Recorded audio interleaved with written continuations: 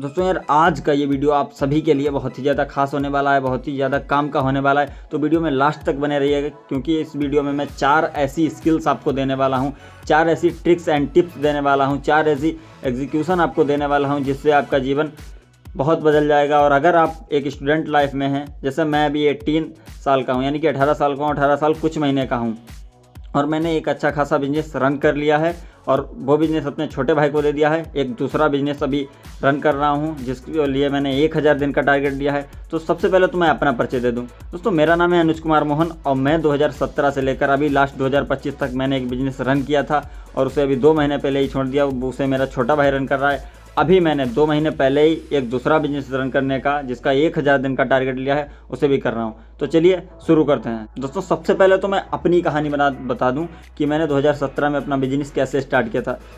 दोस्तों, उस समय कुछ ऐसा था कि मैं पढ़ता था लगभग कक्षा 6 में 2017 में। अभी मैंने इंटर पास आउट किया है 2025 लास्ट में, ठीक है। 2025 में मैंने इंटर को पास आउट। तो सबसे पहले तो मैं आपको अपनी ही कहानी बता दूँ।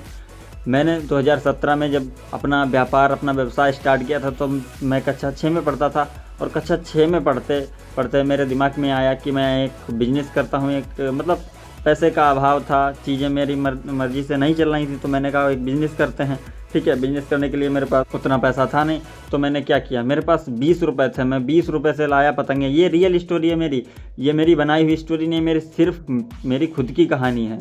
मैंने और मेरे भाई ने, मैं 20 रुपये की पतंगे लाया और 20 रुपये की पतंगे मैंने इंस्टेंट दिन के दिन बेच दी, और उन्हीं रुपये से मेरे को लगभग 38-40 रुपये मिल गए थे। उनसे मैं दोबारा पतंगे लाया, मैंने ऐसे ही उनको 60-70 रुपये में ऐसे बेच दिया।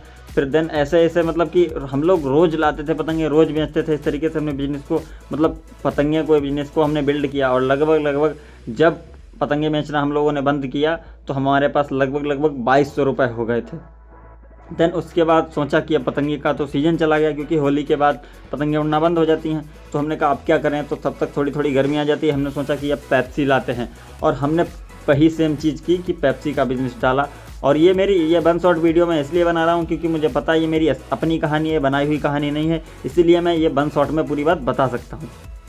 देन इसके बाद हम पेप्सी लाए। पेप्सी का काम हमारा बहुत अच्छा नहीं चला, क्योंकि बर्फ़ हम लोग खरीदते नहीं थे, अपने घर में फ्रिज से बर्फ़ जमाते थे, उसी में लगाते थे पेप्सी को, क्योंकि फ्रिज घर में रहता था और हम लोग दुकान में बैठते थे। दुकान में लाइट भी नहीं थी और फ्रिज भी नहीं थी, तो दुकान में हम लोग पेटी के अंदर बर्फ़ को लगाते थे और पेप्सी को लगाते थे, और बर्फ़ जमा के घर से ले जाते थे, ठीक है। तो पेप्सी का बिजनेस उतना अच्छा चल भी नहीं रहा था, क्योंकि उस टाइम हमारे यहाँ इतना क्रेज़ भी नहीं था पेप्सी का, ठीक है। लगभग 2017 की बात है। देन इसके बाद हमारे दिमाग में आइडिया आया कि पेप्सी के साथ कुछ और भी तो कर सकते हैं। तो हम लोगों ने सोचा क्यों ना एक किराना स्टोर की शुरुआत की जाए।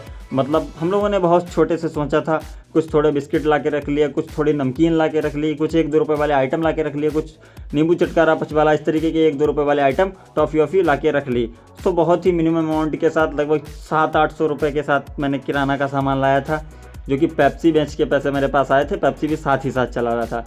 देन इसके बाद किराना में अन्य आइटम्स की डिमांड आने लगी, जैसे कि मतलब बहुत सारे आइटम होते हैं, अन्य तरीके के साबुन और शैम्पू, मतलब मल्टीपल। उस टाइम पे पैसा होता नहीं था उतना कि मतलब जितना डिमांड आ रही है उतना माल लाएं। तो मैंने सोचा, आइडिया लगाया कि मतलब माल थोड़ा लेते हैं, पर अभी हम लोग जो रोलिंग मॉडल है उसको लाते हैं।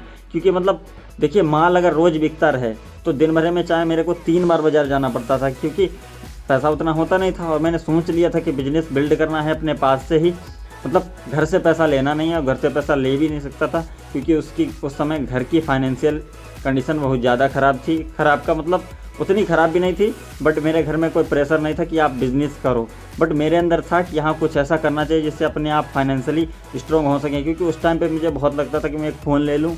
तब भी मैंने फ़ोन 2017 में नहीं ले पाया था, फ़ोन मैंने ले पाया 2019 में। वो भी पापा से बहुत बार कहा, और फ़ोन फॉर्चुनेटली मेरे पापा ने अपने पैसों से ही दिलाया, क्योंकि फ़ोन 2019 में जो पापा ने फ़ोन लेके दिया था वो लगभग 2021 में मेरे पापा से ही गुम हो गया। देन उसके बाद मैंने फ़ोन अपनी दम पर ख़रीदा। वो फ़ोन पुराना सेकेंड हैंड ख़रीदा था, ठीक है। फ़ोन वाली कहानी। अभी तो मेरे पास एक ये थोड़ा महंगा फ़ोन है, ये लगभग 36,000 रुपये का फ़ोन है, ओप्पो का रेनो फ़ोन, ठीक है। ये भी मैंने अपने ही फाइनेंस से ख़रीदा है, ठीक है। ठीक, बैक जाते हैं हम लोग उसी स्टोरी पे जहाँ पे हम लोग पहले थे। तो किराने का सामान हम लोग लाने लगे, ठीक है। मैं स्टोरी में भूल गया कहाँ पे था। ठीक है। तो मैं स्टार्ट करता हूँ जहाँ पे था वहीं से। तो मतलब रोलिंग मॉडल हम लाए। रोलिंग मॉडल इस तरीके से लाए कि जो सामान मतलब सुबह बिकता था वो दोपहर में फिर ले आते थे, फिर दोपहर में बिकता था, फिर शाम को ले आते थे, कभी कभी 3 बार बाजार जाना पड़ता था। तो उसी से जो हम लोग प्रॉफिट बनाते थे। प्रॉफिट का मतलब कुछ आइटम्स ऐसे होते हैं किराने में जो सुबह और शाम तक बिक जाते हैं, जैसे साबुन हो गया, शैम्पू हो गया, इस तरीके के आइटम। तो उसमें जो भी मार्जिन मिलता था मुझे लगता था कि वो प्रॉफिट है।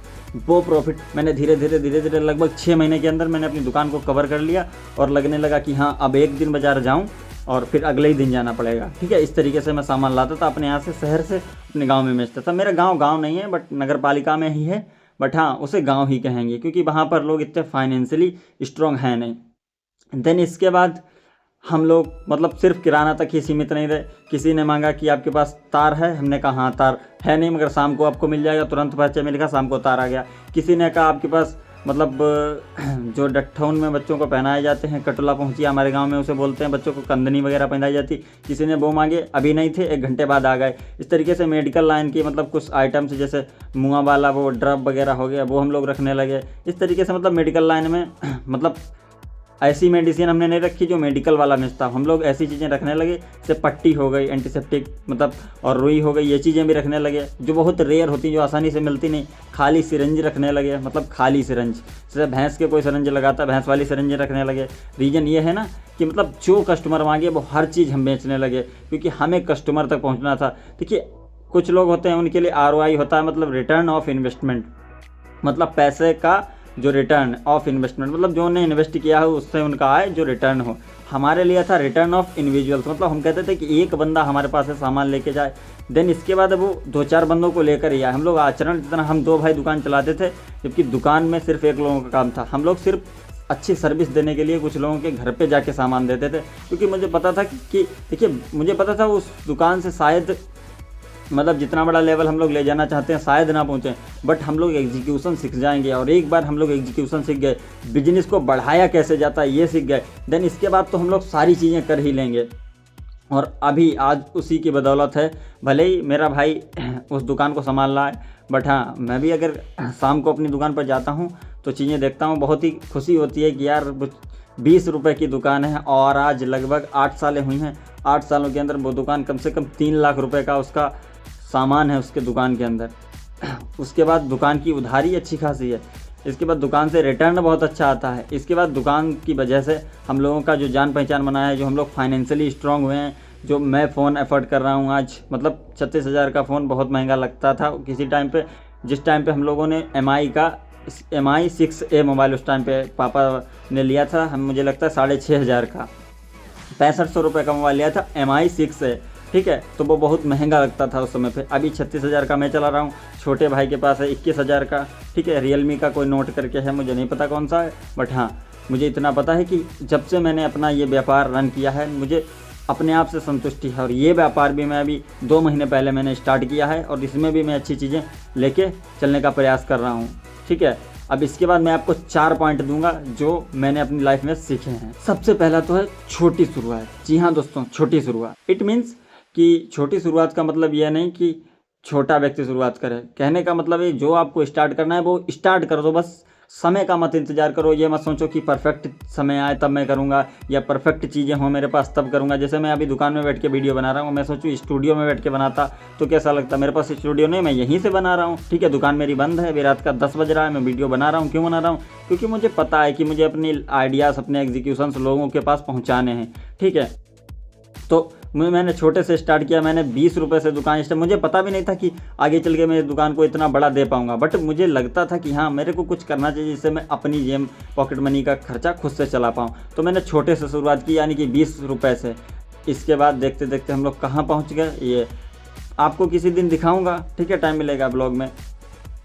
इसके बाद छोटे से शुरुआत करने का मेरा मतलब ये है, शुरुआत में जब आप कोई भी दुकान रखेंगे, कोई भी शॉप रखेंगे, कोई भी व्यापार चलाने का प्रयास करेंगे, जब आप मतलब उसी फील्ड में लोग लाखों रुपए लगा कर बैठे हैं, उसी फील्ड में आप 200-400 रुपये के साथ स्टार्टिंग करोगे तो आपको थोड़ी शर्म आएगी, आना चाहिए, स्वाभाविक है। क्योंकि शर्म उसी व्यक्ति को आता है जिसको थोड़ी लज्जा होती है। मतलब कोई शराबी है, अगर उसको शर्म आती हो शराब पीने से तो वो शराब पिए ही क्यों। मतलब आपको शर्म आती है, इसका मतलब आपके अंदर वो भी बड़ा आदमी जिंदा है। बड़ा आदमी मीन्स वो व्यक्ति जो अपने आप को बहुत बड़ा समझता है। मतलब आप बड़ा बनना चाहते हो तब आपको शर्म आती है ना। जिस व्यक्ति को शर्म ही नहीं आएगी वो करेगा क्या। इसके बाद दूसरा हमारा जो है टेक्नोलॉजी में निवेश करने से डरना। जी हाँ दोस्तों, टेक्नोलॉजी में निवेश करने से डरना। अब देखिए दोस्तों, टेक्नोलॉजी में निवेश करने से कैसे डरना, मैं आपको बताऊं कि मेरे पास पैसा था, सारी चीज़ें थी, पर मैं डरता था किस चीज़ से। मैं सोचता था कि इसमें पैसा हिलगा दिया कहीं ये फंस ना जाए। ठीक है, जैसे मैंने अभी पिछले साल अपनी दुकान में इन्वर्टर बैटरी लगवाया। ठीक है, तो लगवाया क्या, मैंने खुद ही लगाया, क्योंकि मुझे पता था उससे क्या मुझको फ़ायदा हो सकता है। जब मेरी दुकान में प्रॉपर लाइट होगी, प्रॉपर जब मेरे आइटम्स मतलब चमक पाएंगे, तब मेरी दुकानदारी और भी ज़्यादा बढ़ेगी। टेक्नोलॉजी में निवेश करना, जैसे मेरी दुकान में पहले लगभग 2017 में जब मैंने शॉप रखी थी तो मैं ऐसे नमकीनें वगैरह पन्नी में रखता था या फिर प्लास्टिक के जार में रखने लगा। और लगभग 2021-22 में मैंने दिमाग लगाया कि टेक्नोलॉजी में निवेश करना चाहिए। टेक्नोलॉजी मीन्स मैंने अपनी दुकान में इंट्रोड्यूस किया शीशे के डिब्बे, मतलब शीशे के जार जिनमें हम लोग नमकीन रखते थे। और वही नमकीन जो हम पहले 100, 120, 150 तक बेचते थे, वही नमकीन हम लोग शीशे के डिब्बों के अंदर भर के, मतलब शीशे के जार के अंदर भर के 200 रुपये किलो बेचने लगे, क्योंकि हम लोग टेक्नोलॉजी में निवेश किया। और वो जार हम लोग लाए थे 280 रुपये का। मैं और मेरा भाई दोनों लोग, बढ़िया 8 लीटर का जार था और 280 रुपये में लाए थे। उस टाइम पे जब लाए थे तो पापा ने हमारे बोला कि इतना महंगा ये जार लेके आया है तो डिब्बा ही, बट बाद में पता चला कि उस डिब्बे से कितना फ़ायदा हुआ। उसमें नमकीन रख दो एकदम चमक जाती है। इस तरीके से हमने अभी 2-4 दिन पहले एक इस दुकान के लिए जग लाया मैं। जग मीन्स वाटर कूलर जिसे बोल सकते हैं, जिसमें गर्म चीज़ रखो तो गर्म ही रहेगी।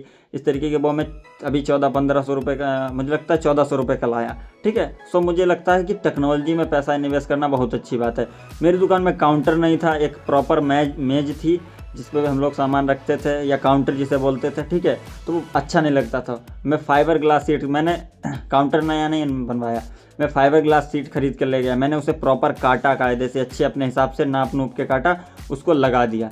अब वो दुकान इतनी अच्छी लगने लगी है कि एकदम बेस्ट। इसके बाद उस दुकान में फर्नीचर नहीं था, उसमें टाड़ पड़े थे, पुराने ज़माने वाले। टाड़ का मतलब आप समझते होंगे टाड़ कैसे होते हैं।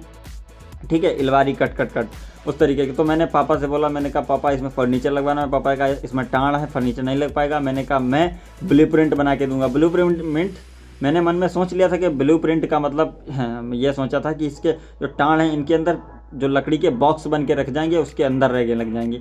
तो मैंने कहा ठीक है, मिस्त्री को बोला, मिस्त्री ने कहा इसमें लग जाएंगे। पापा ने कहा कैसे लगेंगे, हमने उसे मिस्त्री को पूरा स्ट्रक्चर बताया कि इस तरीके से लगे। मिस्त्री ने कहा हाँ लग जाएंगे, तो वो लग गए। आज वो चीज़ें चल रही हैं बिल्कुल सही तरीके से। तो मतलब टेक्नोलॉजी में पैसा लगाने से नहीं डरना चाहिए। जैसे मैंने अपनी दुकान में लाइट की प्रॉपर व्यवस्था की, जार में व्यवस्था की, फाइबर ग्लास सीट लगाई। इस तरीके से मैंने कई सबसे पहले जब मेरी दुकान में लाइट नहीं थी तो मैं कन्वर्टर से बल्ब चेक करके देता था अपनी दुकान में। देन उसके बाद इन्वर्टर लगवाया। अब उसके बाद मेरी छत पे मैंने 2 पैनल लगा रखे हैं, एक बैटरी है, एक इन्वर्टर है, और पूरी दुकान में वायरिंग भी है। अब इसके बाद हम लोग आते हैं अपने तीसरे पॉइंट पे, करके फेल होके सीखना। जी हाँ दोस्तों, करके फेल होके सीखना।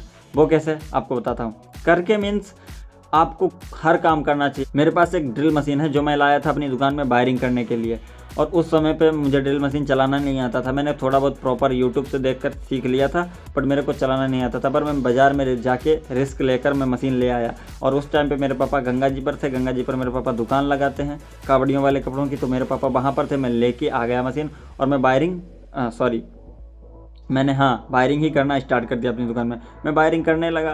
ठीक है, मेरे से वायरिंग हो ही नहीं रही, मेरे दिमाग में फंस ही नहीं रहा कैसे क्या होगा। फिर मैंने कागज़ पे, पेपर पे, कम से कम जो 1 दिन में वायरिंग हो सकती थी उसके लिए मैंने 5-6 दिन इन्वेस्ट किए, तब मेरी वायरिंग हो पाई। और मैं भी उससे संतुष्ट नहीं हूँ अभी भी, क्योंकि वो मेरा फर्स्ट टाइम था मैंने की, मुझे बहुत अच्छी नहीं लगती है। बट अभी मैं किसी के घर में अगर करने जाता हूँ तो बिल्कुल प्रॉपर सही तरीके से कर देता हूँ, क्योंकि मैंने अपना काम बिगाड़ के सीखा। ठीक है, मतलब मेरा काम बिगड़ा नहीं है, बट मुझे उतना अच्छा नहीं लगता। अब लोगों के घर में जाके करता हूँ तो ऐसा लगता है कि मतलब बहुत अच्छी कर देता हूँ। जब अपनी की थी तो इतनी बेकार की, एक जगह पे 4-4 बार होल किया तब भी होल सीधा नहीं हुआ। तो इस तरीके से दिक्कतें आती हैं। करके अगर आप गलती करके सीखते हैं तो बहुत अच्छी बात है। अगर गलती करके भी आप नहीं सीखते हैं तो आप सबसे बड़े मूर्ख हैं। आप हकदार हैं गलती करने का। मेरे कहने का मतलब है आप हकदार हैं गलती करने का। अगर आप गलती करेंगे नहीं तो सीखेंगे नहीं, और अगर आप सीखेंगे नहीं तो कभी सफल होंगे नहीं। सबसे लास्ट और आखिरी, जी हाँ दोस्तों, सबसे लास्ट और आखिरी, जीरो से सीखना या जीरो से शुरू करना। जीरो से शुरू करना मीन्स, और मैं इतना हौसला आज रखता हूँ क्योंकि मैंने उस समय भी जीरो से शुरू किया था 7-8 साल पहले, और आज भी अगर मुझे जीरो से शुरू करना पड़े तो मैं पीछे नहीं हटूंगा, क्योंकि मुझे पता है जीरो से कैसे अपना साम्राज्य बनाया जाता है। ठीक है, साम्राज्य मीन्स अपना जो सेटअप करना है वो कैसे करना है। जीरो का मतलब होता है कि मतलब बिल्कुल शून्य से कैसे शुरू करा जाता है। ये आपने सीख लिया तो जान लो सब सीख लिया। जय हिंद, जय भारत। मिलते हैं किसी नेक्स्ट वीडियो में, तब तक के लिए बने रहिए, जमे रहिए और चैनल को सब्सक्राइब कर लीजिए, क्योंकि 1000 दिन तक मैं लगातार आने वाला हूँ, इसी तरीके के लेसन्स देता रहूँगा और आपको अपनी तरक्की दिखाता रहूँगा कि 1000 दिन के अंदर मैंने कितनी तरक्की की है। जय हिंद, जय भारत। मिलते हैं किसी नेक्स्ट वीडियो में।